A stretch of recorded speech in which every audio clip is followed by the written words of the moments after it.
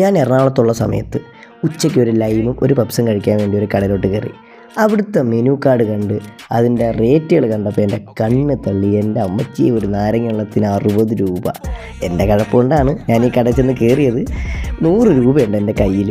ഞാനിതിൻ്റെ ഈ ഒരു ലിസ്റ്റ് കണ്ടപ്പോൾ തന്നെ എൻ്റെ കണ്ണ് തള്ളി.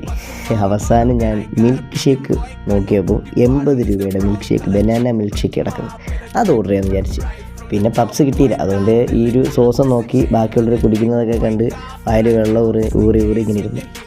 ആംബിയൻസൊക്കെ അടിപൊളിയാണ് കേട്ടോ. ഇത് ആംബിയൻസ് കാര്യങ്ങളാണ്. നമ്മുടെ സാധനം ബനാന മിൽക്ക് ഷേക്ക് എത്തിയിട്ടുണ്ട്.